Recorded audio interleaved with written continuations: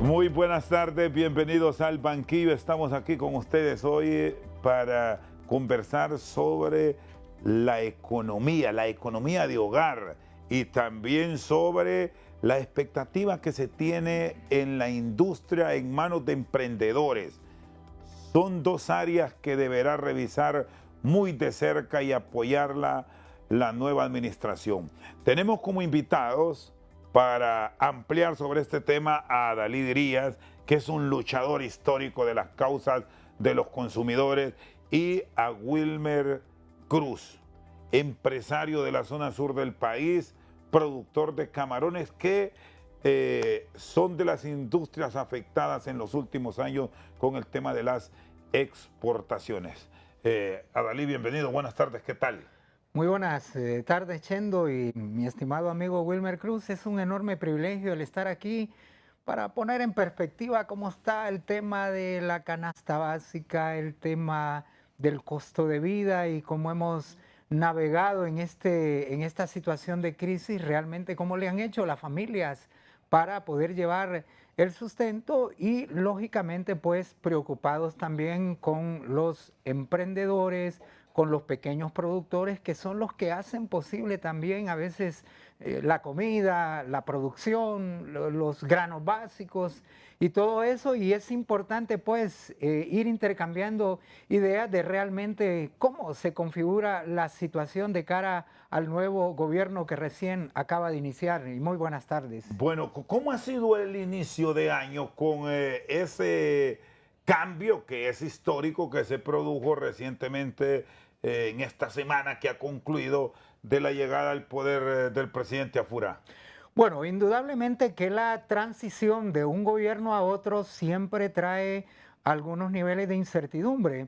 Por ejemplo, hay subsidios que estaban estipulados por la administración anterior y pues lógicamente cada vez que concluye el periodo, pues siempre terminan los subsidios o los beneficios. Y es justamente en este mes de enero le ocurrió también a la presidenta Xiomara Castro cuando recién asumió, se terminaban subsidios y vinieron incrementos terribles en algunos rubros, como lo que está ocurriendo ahorita con el gas LPG vehicular, que como se terminó el subsidio, están con los precios reales. Hay en este momento una situación difícil en el tema de canasta básica porque siempre, principalmente cuando hay transición de un gobierno a otro, siempre queda ese estira y encoge y hemos tenido ahorita una escalada alcista de productos de canasta básica que realmente nos están llamando la atención y que también está en ciernes el tema del subsidio a la energía gratis, el tema del subsidio también a los carburantes cuando subían de precio, que absorbía el gobierno un 50%, hay 10 lempiras también de subsidio en bomba y también el tema de la energía gratis, que prácticamente eran 17.000 millones aproximadamente que nos llevamos solo en esos subsidios. Eso realmente está, ahorita estamos a la expectativa de qué es lo que va a ocurrir si Tito Afura va a continuar con el subsidio al gas LPG, si va a continuar la energía gratis, si va, y está también en tema la cuestión del peaje, que son situaciones que nos están preocupando como consumidores porque realmente están golpeando el costo de vida y el poder de compra en la población, y eso pues obviamente en toda transición siempre genera ese nivel de incertidumbre. Bueno, bienvenido Wilmer, buenas tardes. Ustedes como hombres de empresa privada, pero con la posibilidad de que el gobierno le genere el impulso para la colocación de sus productos, bueno, tanto en el mercado nacional donde ya se tiene un mercado definido, pero más en el extranjero. ¿Cuál es la gran expectativa que tienen los camaricultores del sur? Buenas tardes, Wilmer. Buenas tardes, Rosendo. Buenas tardes, Adalid. Un placer estar esta tarde con ustedes. Pues nosotros tenemos muchas expectativas, ¿verdad? Considerando la situación que hemos vivido en los últimos 3 años cuando ha sido una situación extremadamente difícil para nuestro sector, ¿verdad? Considerando que se cerraron o se cerró nuestro principal mercado, un mercado que, que podíamos exportar hasta un 45% de nuestra producción de camarón, ¿verdad? Y hoy en día pues tenemos muchas expectativas en el nuevo gobierno del presidente Narria Fura, ya que él pues nos ha prometido volver a reabrir estos mercados para que nosotros podamos también reabrir nuestras unidades productivas también, porque sí se cerraron algunas fincas camaroneras. ¿Cuáles son los mercados que les pueden generar a ustedes provecho? Y exclúyame porque después quiero hablar puntualmente del caso de Taiwán, Wilmer. Si quitamos la Formosa, ¿qué mercados esperan potenciar para la industria del camarón? Bueno, ahorita tenemos, en este momento pues estamos explotando los mercados que han estado, ¿verdad? Siempre, como lo es el mercado europeo, que lo aprovecha la gran empresa. Y luego nosotros los pequeños y medianos productores pues hemos tenido el mercado mexicano, parte del mercado mexicano, el mercado centroamericano y el mercado nacional, que ha sido nuestro principal mercado, ¿verdad? Que nos ha ayudado, pero también debemos considerar que nuestro mercado nacional no logra consumir la cantidad de camarón que nosotros producimos, y luego hay otros mercados también que podemos, que estuvimos o hemos estado a punto de poder exportar, que es el mercado el mercado de Corea del Sur, pero no sé por qué motivo no se ha logrado. El gobierno anterior nos prometió que en el mes de diciembre íbamos a poder exportar, pero hasta el día de hoy no se ha podido empezar a exportar a ese país. ¿Cómo es el contacto para llegar a estos mercados lejanos, Wilmer? Bueno, estos contactos prácticamente pues se comienza con negociaciones entre gobiernos, ¿verdad? Y luego pues ya nosotros como empresarios o como exportadores empezamos a hacer las gestiones. Ahorita se hizo, cuando en noviembre se fue a negociaciones a China, pero ahí pues no se ha hecho casi nada para poder exportar, y a la vez viajó una comitiva de exportadores al mercado de Corea del Sur, pero hasta ahora no se ha iniciado todavía esas exportaciones. Ustedes no tienen subsidios, ustedes todo es préstamo, pago, tal cual, asumen el compromiso, no hay un incentivo que tengan del gobierno a nivel de las asociaciones de productores de camarón del sur.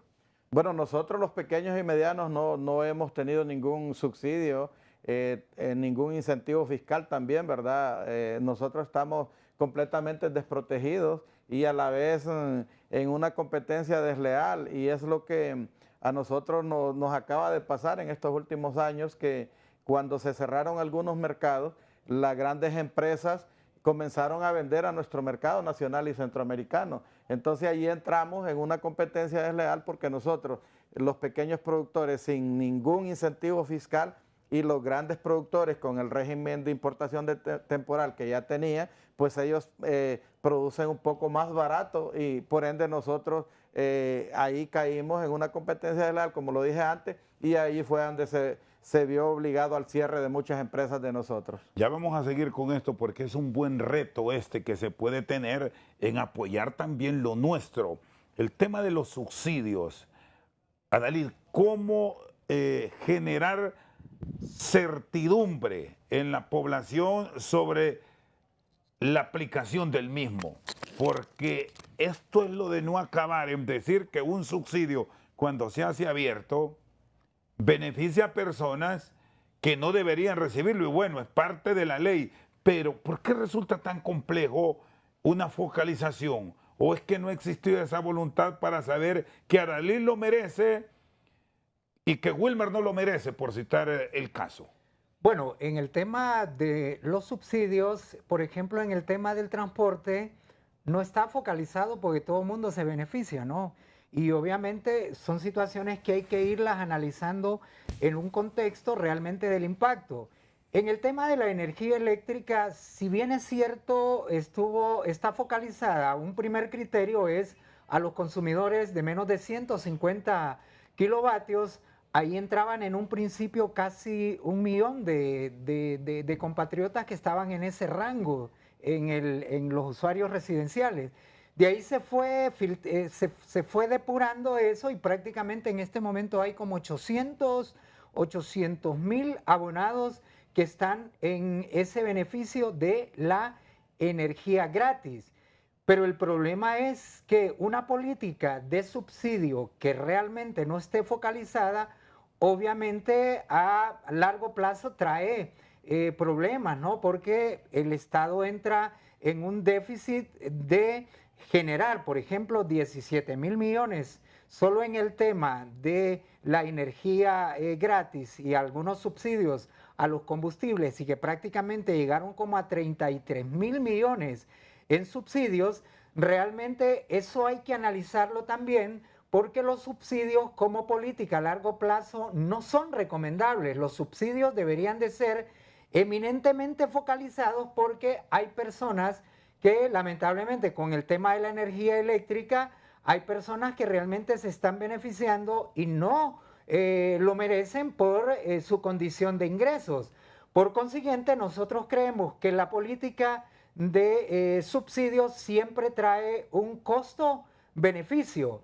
Porque miren, si bien es cierto, vamos a hablar aquí en pasta, si bien es cierto, las familias se beneficiaban entre 500, 600, hasta 800 lempiras mensuales en el subsidio de la energía eléctrica, pero a la larga el Estado deja de subsidiar programas, por ejemplo. Bueno, mientras son beneficiados con un subsidio de entre casi 800, 900 lempiras, pero el Estado deja de abastecer hospitales.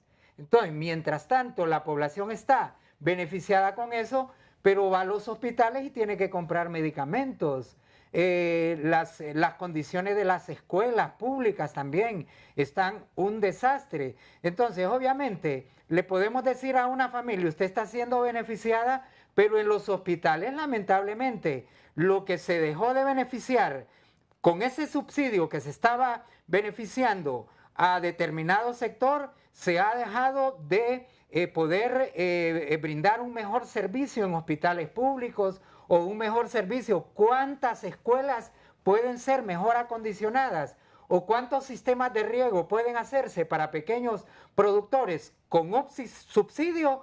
Obviamente la situación de la política, porque lamentablemente dentro de los gobiernos entra dentro del esquema de un populismo, de un asistencialismo que al final nos pasa la factura a todos. ¿Cuáles son urgentes que se revisen, Adalí? Porque bueno, aquí usted me habla del transporte, el de energía, el de combustible, pero hay más y aquí hay muchas áreas subsidiadas. El tema de lo agrícola que va con el bono, ese es prácticamente un subsidio. Sí, es que el problema, por ejemplo, en el tema de la energía eléctrica, habría que sopesar más, ¿qué más le beneficia a la población? Y obviamente, mira, también en el tema del subsidio de la energía eléctrica, el gobierno se lo daba a 800.000 beneficiados, pero ¿a quién se lo cobraba? Se lo pasaba a los abonados residenciales de mayor consumo, ¿no? Entonces, obviamente, un subsidio siempre tiene un costo de oportunidad. Bueno, o sea, va a desfavorecer otros rubros que el Estado deja de cubrir. Por consiguiente, nosotros sí creemos que el subsidio debería de estar estrictamente focalizados en el rango de las personas que están en una extrema pobreza y que realmente sí lo necesitan. Yo creo que debería quedarse así, pero no tan abierto como lo estamos haciendo. Y en el tema del transporte también, por ejemplo, deberíamos de tener el subsidio focalizado para el estudiante, que ha sido una deuda, el estudiante de escuelas públicas, porque las familias están gastando hasta más de 100 lempiras solo en transporte. Ese subsidio ya focalizado sí podría ser para el discapacitado y la tercera edad, sí perfectamente podría estar. Pero de la manera más abierta yo creo que sí deberían de revisarse algunos subsidios porque mientras tanto no son bancables 500.000 pequeños productores. 17.000 millones de lempiras en subsidios para el tema de energía eléctrica. Si lo focalizáramos, ¿cuántos sistemas de riego pudieran hacerse para pequeños productores? Al final, esto redundaría en una mayor estabilidad económica, mayor producción, y realmente el subsidio dejaría de estar como un sistema de asistencialismo o como un sistema de populismo para realmente llevar a invertir todo lo que el Estado está erogando en subsidio. Todo lo que es subsidio, Chendo, significa restar programas de infraestructura, programas de protección social.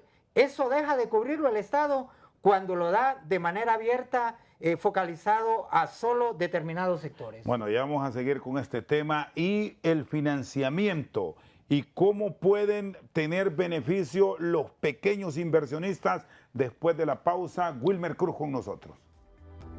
Seguimos al banquillo esta tarde. Wilmer, ¿cómo esperan ustedes el trato?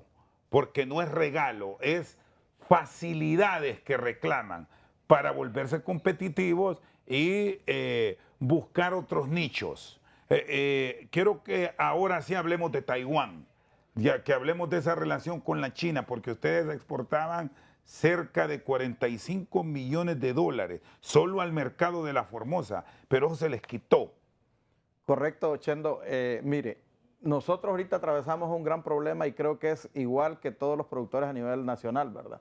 En este momento, la industria de la camaricultura y más el pequeño productor fue el que más ha sufrido los embates de esta decisión cuando se rompió relaciones con la República de Taiwán. Y hoy en día, pues, el gobierno de la República, del presidente Narriafura, pues ha prometido reabrir este mercado y eso pasa por abrir relaciones con Taiwán.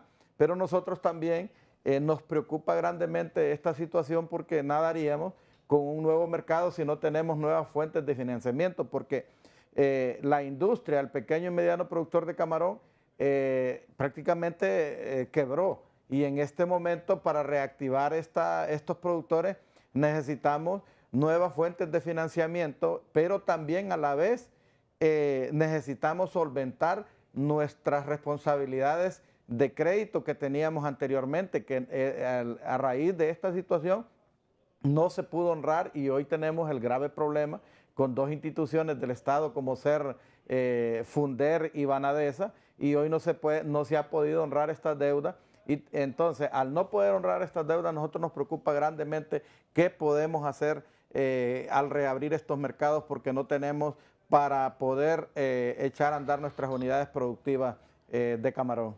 Ahora, con China, ¿qué pasó? Pero hablo con la China popular. Porque aquí lo que nos ha mostrado el tiempo es que fue un arrebato, que fue un plumazo, dirían, o quitarse una calentura que alguien tuvo y se fue para la China popular dejándolos en el aire. Bueno, no solo a ustedes que son camaricultores, ahí también hubo golpe para productores de melón, de sandía, de ocra, no sé si algunos otros productos estaban ya en un eventual proceso de análisis del mercado de Taiwán para llegar a ese nicho. Bueno, para mí en lo personal eso fue una cuestión de ideología política, ¿verdad? Porque no, hasta el día de hoy no nos ha traído ningún beneficio. Nosotros, sin embargo, tratamos de apoyar al gobierno ya que había tomado la decisión de hacerlo y fuimos a las negociaciones con la gente de China, los comerciantes que se dedican al rubro del camarón, y los precios que nos ofrecían eran unos precios muy bajos, inclusive algunas veces eran mucho más baratos que el mercado nacional. Es decir, ustedes cuando vieron la realidad de China preferían venderlo en Honduras que mandárselos a ellos. Claro, porque ustedes... ¿Cuánto es el máximo que les llegó a pagar? Bueno, en las negociaciones que yo estuve, a mí lo más que me pudieron ofrecer era 4.80 de dólar por kilo de camarón. Ese kilo en su momento en el momento que estuvimos exportando a Taiwán, llegó hasta los 12.40 de dólar y luego bajó hasta los 8.50 y por un momento y después se formalizó otra vez, ¿verdad? Se normalizó el precio, pero China nunca pagó más de 4.80, nunca ofreció más de 80 centavos de dólar. Es decir, estamos hablando de un promedio de unos 120 lempiras frente a 12, me dice. De Taiwán, 12.30 y algo, casi los 12.40 que llegó el precio máximo con Taiwán. Estamos hablando de 300 lempiras. Correcto, y el mercado local le paga mejor precio que ese, porque aquí se vende por libra y se vende fresco, no tenemos que pasarlo por una planta que vamos a ir a pagar el proceso hasta de 27 lempiras por libra, entonces no hay ningún incentivo con China, los precios son por muy debajo de los precios del mercado nacional. Luego se dieron allí unas firmas de cartas de intenciones que yo lo vi más bien eso como un juego político. Yo me sentí ofendido en su momento cuando nos llevaron e hicimos con bombos y platillos el despacho de 2 contenedores y hasta el sol de hoy eso fue lo único que se vendió. Lo único que se vendió fueron ¿cuántas libras en este tiempo de negociación con la China Popular? Yo tengo entendido que lo que se llevaron fueron 8 contenedores. Anda alrededor de 600.000 libras por ahí fue lo que se llevó, pero más que todo... ¿Eso fue todo? Eso fue todo. Y Taiwán en un año, por decir un tiempo, ¿cuántos kilos compraba? Bueno, Taiwán estuvo llevando alrededor de 20 millones de kilos, ¿verdad? Porque Taiwán se estaba comprando el 40% de la producción nacional de camarón. O sea, fue un impacto, si lo vemos en número, demoledor para la industria. Claro, para la industria y para la economía nacional y la economía choluteca, porque el camarón es el que mueve la economía de la zona sur de Honduras. Y aquí hay otro punto, hablando del emprendedurismo, que esa es una cadena, porque ustedes le daban empleo a gente que empacaba, a ciudadanos que vendían las cajas, a quienes vendían plástico, a la industria del hielo. O sea, es toda una dinámica productiva que no son los 45 millones de dólares, sino que son mucho más millones de dólares que dejó de ingresar la nación. Claro, allí hubo un impacto negativo en todo, ¿verdad? Para empezar, las personas que manipulan este camarón en las plantas son mujeres.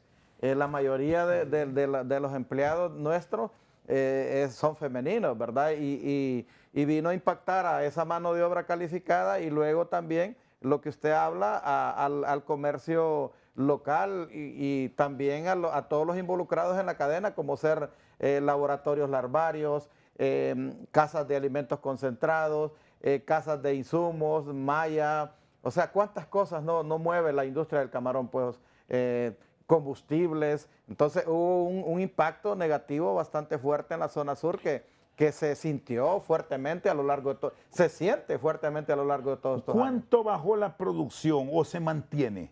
No, la producción bajó, o sea, inclusive hasta llegar a cerrar 2 fincas grandes, de las que podemos llamar nosotros grandes, ¿verdad? Fincas de 1.000 hectáreas, hay una creo que anda como alrededor de 1.500 hectáreas, 2 plantas cerradas, varios laboratorios cerrados y 90 fincas nuestras cerradas.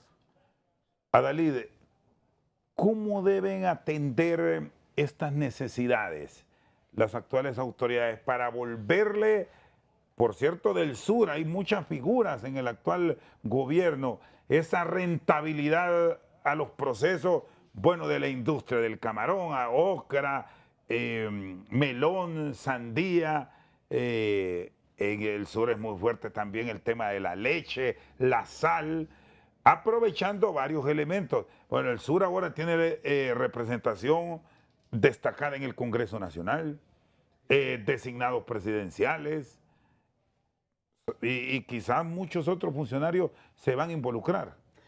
Sí, bueno, yo creo que en la cuestión de ir planificando lo que es la promoción de poder exportar, ¿no? Yo creo que no se puso en contexto realmente y a la hora de definir, romper relaciones con Taiwán, yo creo que no se molestaron en evaluar el impacto económico. Solo miren el impacto que se generó en la industria del camarón. Y eso se generó en un sinnúmero de exportaciones de productos que se daban. Nosotros creemos que el impacto que también se generó en eso, y que está hablando el compañero Wilmer Cruz, generó un nivel de desempleo también grandísimo en Choluteca. Y el desempleo que genera que las familias no pueden ya ni llevar el ingreso para poder sostener una canasta básica alimenticia. Entonces nosotros creemos que el gobierno, y eso es lo que estamos viendo justo al presidente que acaba de asumir, Narri Afura, que ya se movió con el Fondo Monetario Internacional, con el Banco Mundial, ya habló con personeros, se fue a Israel también, porque en la política internacional hay un principio que se llama el realismo en la diplomacia. A veces no solo hay que concentrarse en mantener una ideología, sino que también ir viendo cómo se va a fomentar la inversión extranjera directa. La inversión extranjera directa trae beneficios para el país, genera fuentes de empleo, genera la exportación de productos, genera también ingreso de divisas. Y aquí un punto clave, ¿y qué condición se le deberá ofrecer al inversionista local? Aquí tenemos a Wilmer, Claro. Y al inversionista extranjero para que llegue, pero que también le permita competir con igualdad en el mercado. Claro, en eso es un factor importantísimo, aunque hay que potenciar que la inversión extranjera directa siempre obedece a un mercado. O sea, ¿por qué la maquila se ha ido de algunas zonas a otros países? Porque realmente las condiciones no eran tan favorables como para seguir manteniendo el tema de la maquila. La maquila generaba una cantidad considerable de empleos.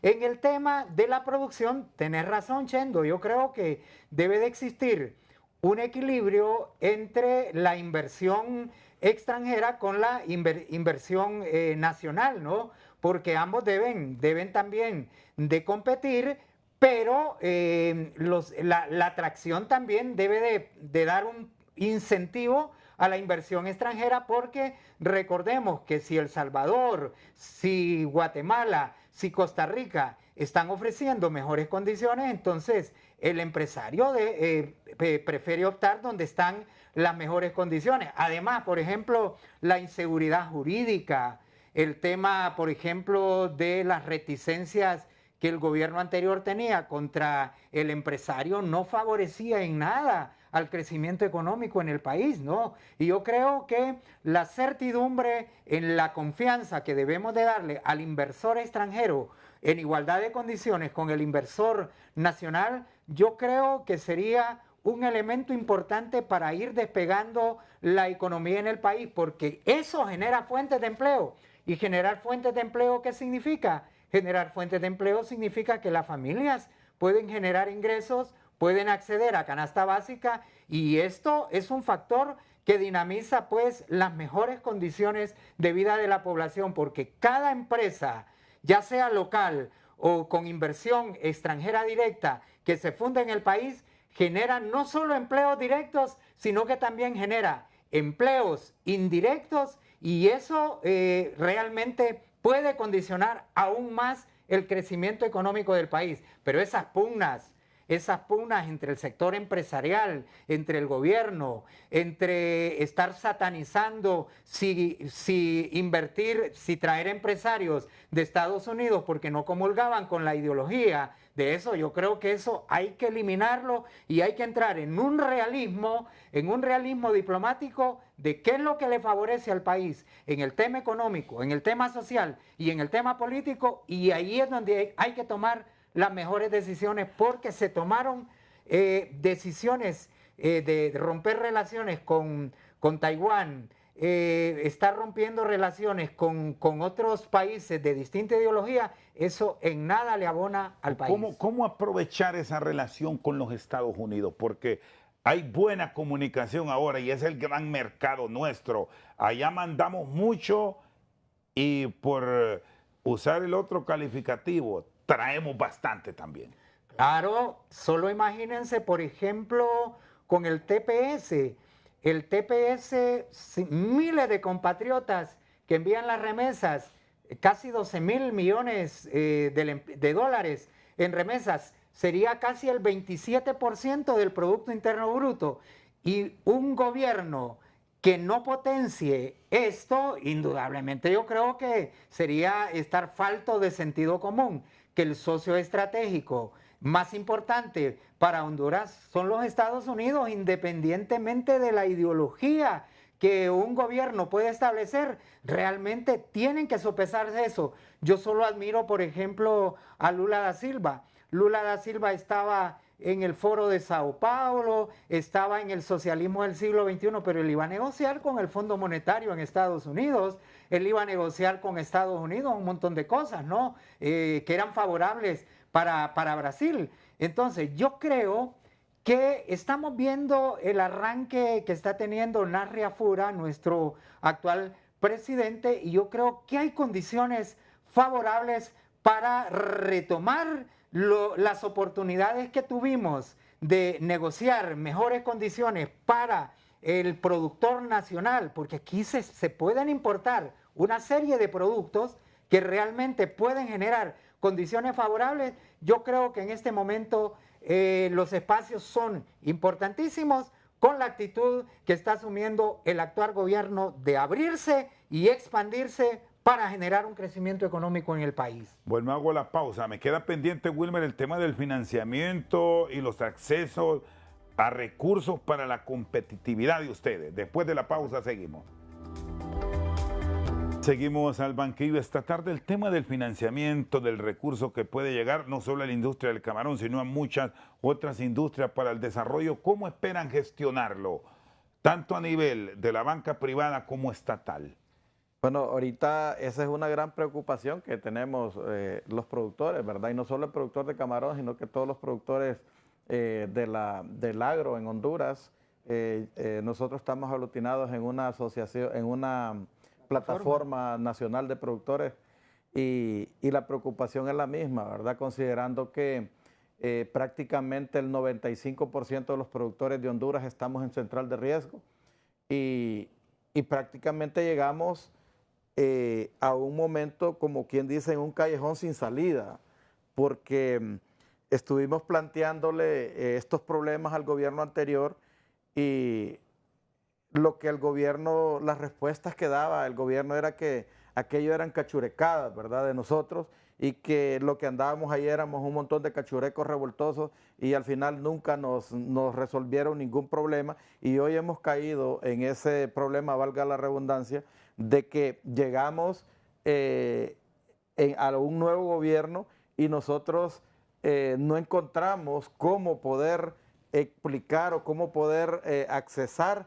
a nuevos créditos. Tenemos la puerta prácticamente a las puertas de abrir relaciones con nuestro mercado por excelencia en el caso de camarón y yo he estado dándole vueltas a la cabeza cómo lograr accesar al financiamiento cuando tenemos todos los productores nuestros en central de riesgo. Tenemos ahorita en este momento créditos con los únicos dos entes financieros que nos ayudaron, ¿verdad? No con una cantidad tan grande, pero sí nos ayudaron en cierto modo, como es la FUNDER, la Fundación para el Desarrollo Empresarial, y también con Banadesa. Pero luego de esta situación que se dio, que prácticamente fue impuesta, ¿verdad?, en esto del tema de los cierres de mercado, y nosotros caímos en la situación de la bancarrota y no pudimos honrar estas deudas y hoy pues nos encontramos en ese gran problema, cómo accesar al financiamiento.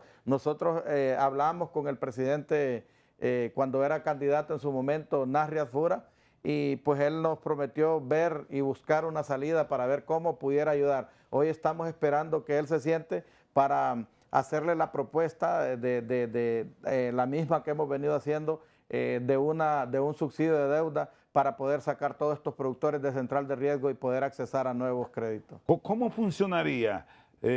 ¿Subsidio directo o buscar como opción mejor un préstamo a tasas de intereses bajas con años de gracia?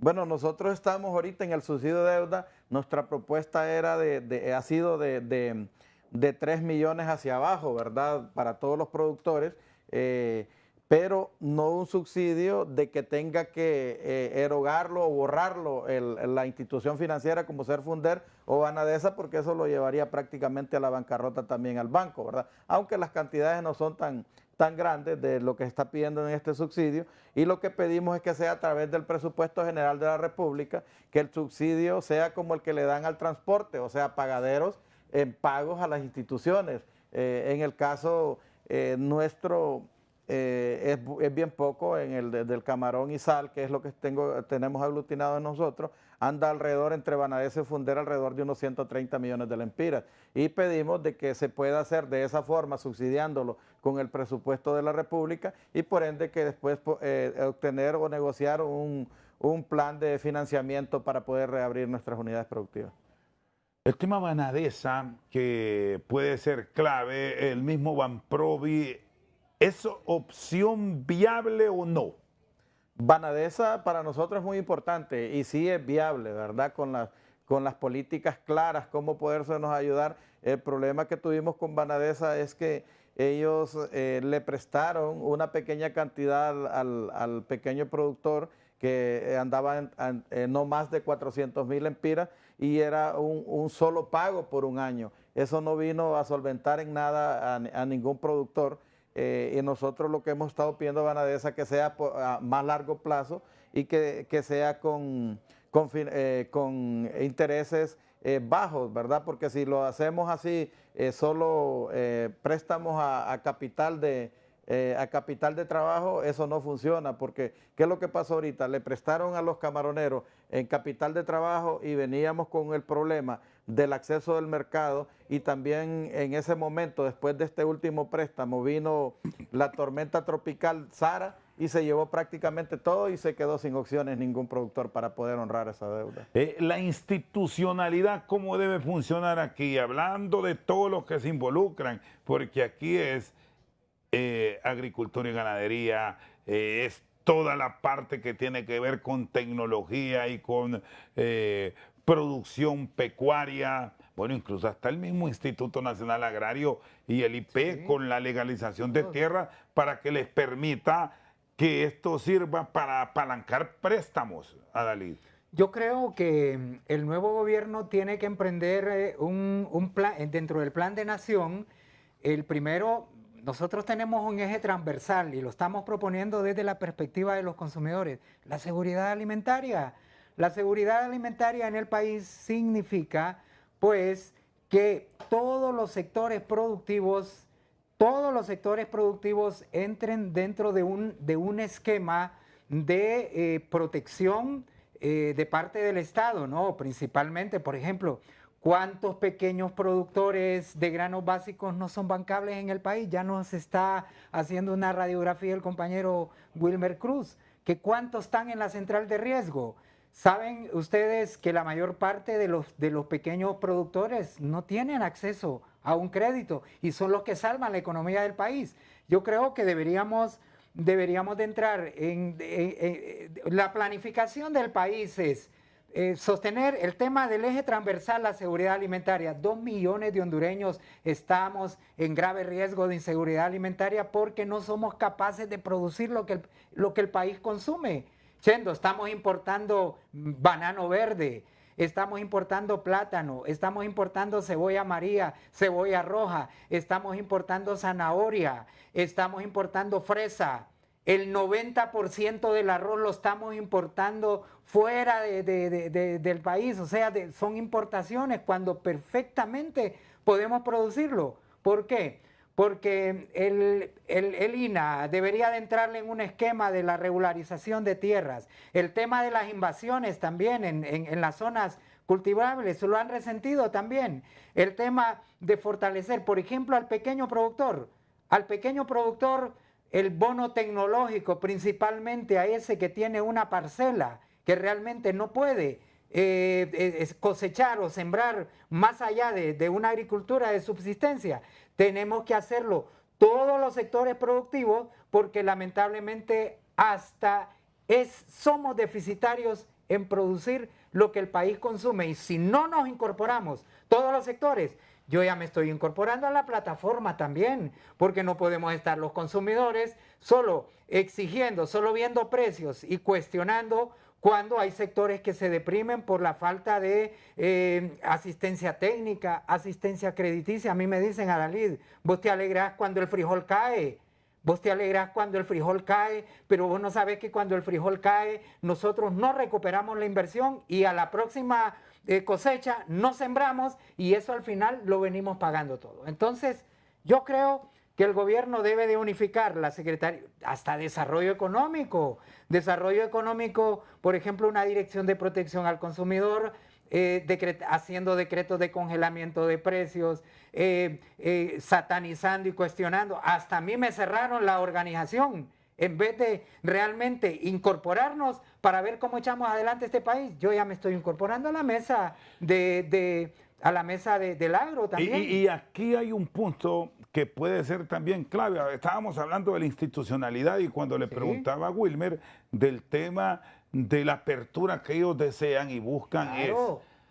es la Secretaría de Economía y Comercio, que es la famosa desarrollo económico. ¿Cómo involucrarse con ellos para este último elemento? Claro, volverlos más dinámicos. Más dinámicos. Un punto clave, presupuesto, porque con tanta denuncia de problemas que se presentan en el mercado, parece que solo es Tegucigalpa y a veces San Pedro Sula la que sufre.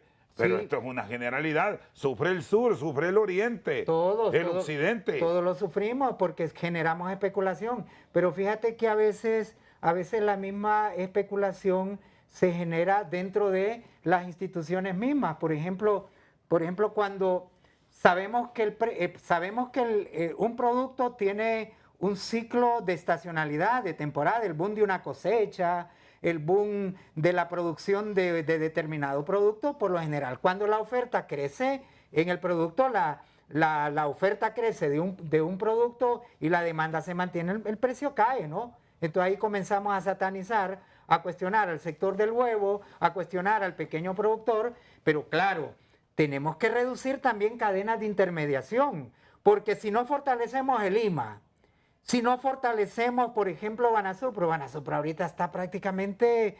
En las latas. Están en las latas. Ese Banasupro le está ofertando casi 20, 30 por cierto, productos. El presidente Afura anunció cierre de algunas instituciones y fortalecimiento de otras, en todas las que se involucran en el tema de la canasta básica, de lo social. ¿Hay algunas que hay que desaparecer, Adalid, o fusionarlas? Sí, yo creo que sí. Hay que, por ejemplo, tiene que estar encadenado desarrollo económico con la Secretaría de Agricultura y Ganadería. Y desarrollo económico. O sea, unir eso no pasa nada. No pasa nada. Lo que pasa es que hay que atribuir las esferas de las competencias de cada una, porque fíjate que aquí hay un plan de la Secretaría de Agricultura y Ganadería que la desconoce el IMA, que la desconocen las otras secretarías. Entonces, tienen que establecerse y tiene que haber un órgano rector porque prácticamente hay a veces dualidad de funciones y de proyectos que al final se consume más presupuesto, se lleva más presupuesto y en eso sí yo estoy de acuerdo. Por ejemplo, una Secretaría de Desarrollo Económico conectada con la Secretaría de Agricultura y Ganadería, conectada con la de Ambiente, conectada con incluso también el gabinete económico, debería de establecer un plan de desarrollo económico potenciando principalmente, yo diría, en el tema de la agricultura y potenciar pues los rubros fundamentales que están generando crecimiento económico en el país. Si potenciamos el sector camaronero, ¿cuánto bajó la exportación el haber roto con las relaciones con Taiwán? ¿Cuántos desempleos se generaron? Esos impactos tenemos que medirlos al final, y si estamos funcionando, fomentando más burocracia y no le damos estratégicamente el funcionamiento que deben de estar coordinados de manera holística, el crecimiento económico no lo vamos a lograr y vamos a seguir dando tumbo. Estamos importando una serie de productos que realmente podemos producirlos en el país, y eso es a la miopía de los gobernantes que lamentablemente solo han llegado a administrar la crisis y no a fomentar un verdadero crecimiento económico. La empresa privada es fundamental, todos los rubros. Si el presidente se abre en un abanico a poder escuchar a todos los sectores, fíjense que los consumidores no participamos en la negociación del salario mínimo cuando nosotros les estamos diciendo cuánto es el verdadero nivel de inflación y que debería de generarse estabilidad cuando se negocia el salario mínimo y no lo hacen. Por cierto, ese salario mínimo, que es una de las tareas que tiene en los próximos días el secretario de Trabajo, la empresa privada y también los trabajadores, y entre más sectores que aporten, se involucren en la negociación, más tranquilidad se puede generar. Hacemos pausa. Bueno, aquí seguimos al banquillo. El Banco Central, porque se involucra todo, el aparato del Estado debe jugar un papel fundamental en la revisión de ese índice de precio al consumidor, volverlo real, qué productos deben ser considerados indispensables y qué productos no. Había un elemento, Wilmer, que me decía en la pausa y que lo planteábamos: control del precio prácticamente solo es donde se mira, pero en otros lugares ahí no hay nada que discutir, es o paga porque lo quiere o déjelo. Sí, así es, Rosendo, y ahorita me llamó la atención cuando usted lo dijo, ¿verdad? El control de precios, que solo en Tegucigalpa y en San Pedro Sula, pero no lo hacían en otros departamentos del país, ¿verdad? Y en lo particular, yo me he dado cuenta en Choluteca que no hay ningún control de precios. Los precios ahí, usted lo pide, páguelo y ya. Hemos visto cómo el precio de los huevos, el precio de las frutas, legumbres y granos es mucho más caro en aquella parte del país, y inclusive hasta los lácteos, ¿verdad? Que allá los producimos y miramos que a veces es más caro hasta que Tegucigalpa. Entonces también eso se puede hacer para ayudar al pueblo hondureño, ¿verdad? No solo verlo en las ciudades grandes como Tegucigalpa y San Pedro Sula, sino que en todos los departamentos del país. Y ¿tienen la forma ustedes cómo hacer las certificaciones del caso, o de pronto hasta que la Secretaría o la institucionalidad en la cadena productiva, que salga de Tegucigalpa también, que se vayan, porque perfectamente puede existir allá una oficina regional si es que quieren tener tranquilidad en las actividades de Estado? Bueno, aquí está nuestro amigo, ¿verdad? De que lo podemos invitar para que llegue por allá, porque allá en Choluteca lo único más barato que come la gente es nuestro camarón. Pero de ahí los otros rubros, los otros productos de consumo los tenemos que comprar a precios elevados. Y otro punto que también hay que revisarlo es esa competencia desleal. Me recuerdo que muchos amigos que tengo en el sur me han dicho, por ejemplo, la industria de los lácteos, los tienen quebrados porque de Nicaragua entra producto y ahí nadie controla. Sí, así es. Nicaragua sí ha dado esa situación, ¿verdad? De que entra de contrabando porque no ha habido ningún control. Pero yo he estado involucrado en el negocio de los lácteos años atrás, ¿verdad? Y hoy, pues, por esa cercanía que tengo con algunos productores, me he dado cuenta que ya en este momento no se está haciendo esa importación o contrabando de lácteos hacia Honduras, porque hoy en Nicaragua han entrado unas empresas que están comprando la leche bastante caro, ¿verdad? Casi un 25% más que el precio que nosotros la tenemos en Honduras, y por eso se ha detenido esa parte del contrabando de lácteos. Hasta ahora eso ha bajado bastante. Bueno, quiero cerrar con Adalid, y es el tema de la ley de empleo parcial, que también esto puede generar mucha expectativa en el aspecto de la dinámica económica del país. ¿Cómo lo registran los productores, los propios consumidores? Bueno, nosotros hay una situación en el tema del desempleo terrible en el país. 2 millones de hondureños tenemos serios problemas con el empleo. Hay 4,5 millones de la población económicamente activa que realmente es una situación que puede hacerle frente a la situación del desempleo en el país.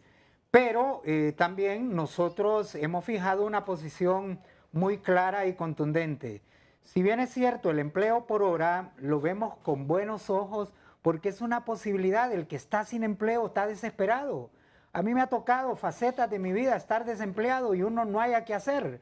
Y cuando ya hay una opción, realmente yo creo que sí lo vemos con buenos ojos, pero tenemos algunas reticencias. No hay que verlo como la panacea, porque estamos viendo en el Consejo Hondureño de la Empresa Privada que lo están planteando como que puede ser la tabla de salvación para la situación del desempleo del país. Chendo, tenemos el 70% del empleo en el país en la informalidad.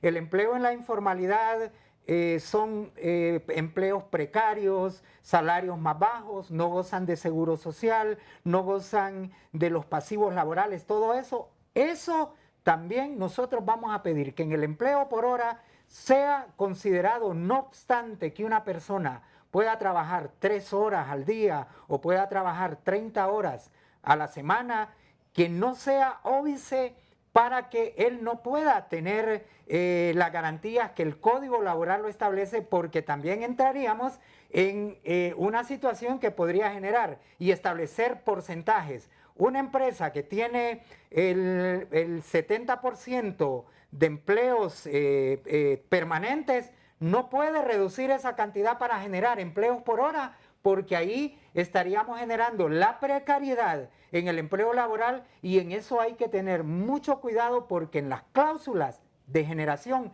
de empleo, ya sea temporal o por horas, debería de estar también sujeto proporcionalmente a los beneficios colaterales que el derecho laboral establece. Aún así sea por horas, debería de garantizarse también eso. Bueno, y un punto que lo menciona Adalid tiene que ver con el Instituto Hondureño de Seguridad Social, que también hay que mejorarlo, que esos procesos de intervención que ya no dieron resultado, ahora busquen algo integral que le sirva por lo menos a un derechohabiente, que si va, se le atienda, y no con citas que son emergencias de intervención quirúrgica y llegaron hoy y le dice: no es que lo vamos a atender en febrero, ni marzo, ni abril, quizás en septiembre podría ser. Sí, yo creo que también los sistemas de... Por eso la CEPAL en el panorama social de América Latina habla de la seguridad, de la protección social. La protección social de los países no es un gasto, es una inversión, porque hay que mejorar los indicadores en salud.